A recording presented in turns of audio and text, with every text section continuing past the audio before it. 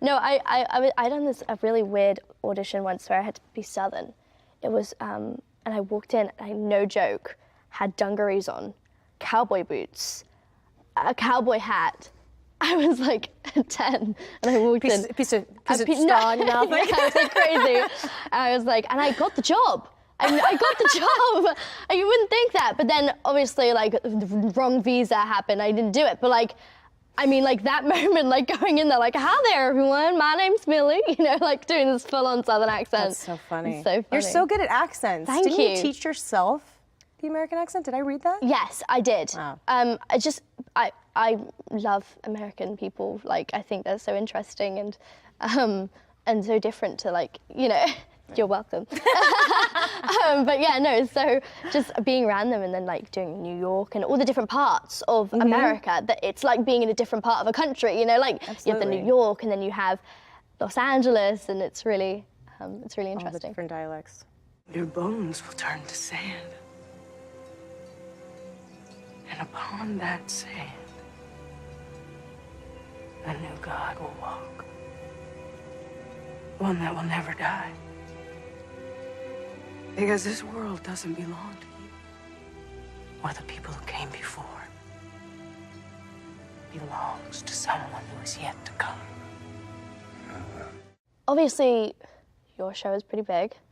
And I mean, and obviously people are always trying to dig deep into, They always want to know, you know, the what theories can you and what, any yeah, spoilers? can you say anything about, you know, but how do you deal with that? Like, how is that, how does that improve your acting? And does it improve it? I mean, Well, I don't know. I don't know how much they told you or how much you knew, or if you even know now right. about Stranger Things no, or I mean, your character. I'm still working on it. Yeah. Same. Yeah. But it was funny. It was the first project that I worked on that I didn't have an idea of where my character was going or what the arc was. I was told she starts off one way and she gets kind of stronger as she goes along. That's all I was told.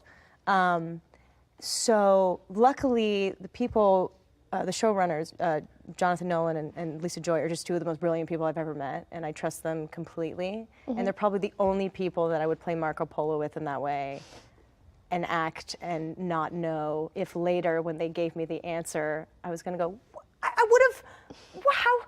No. Yeah. Can we go back? You know, take it off. Can I redo this, please? But it was actually, I thought it did actually help give me that air of mystery and depth.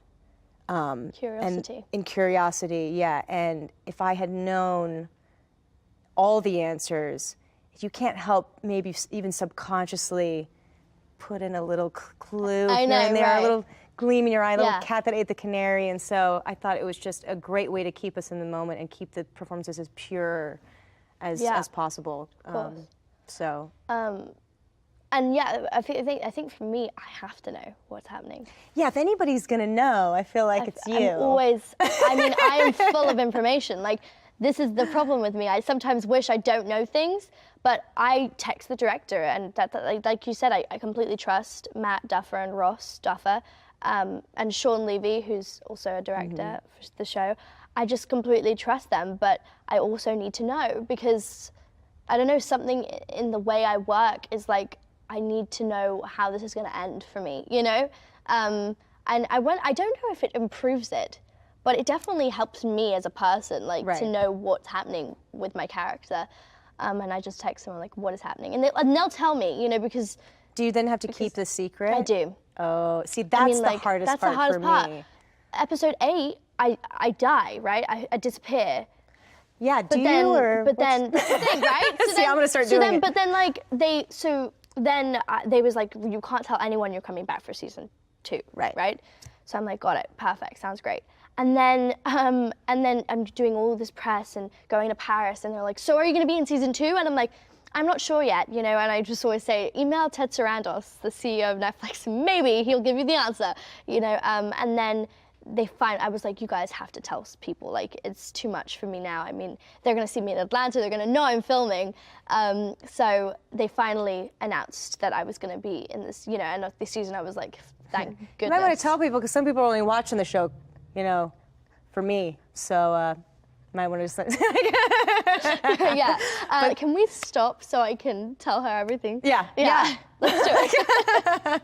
But I agree. That was the hardest part, was when you did know, not being able to say anything. Not being able to say a thing. And people had no idea who my character was, and I had to do all these interviews, and they were like, "So is she like an important character or like a pivotal character in this?" And like, she's just kind of like, the innocent farm girl damsel in distress. And I'm sitting there going, "Oh, you have no idea. You have no idea. She has the ultimate power. Oh God." So that is really difficult. Yeah, it's really difficult.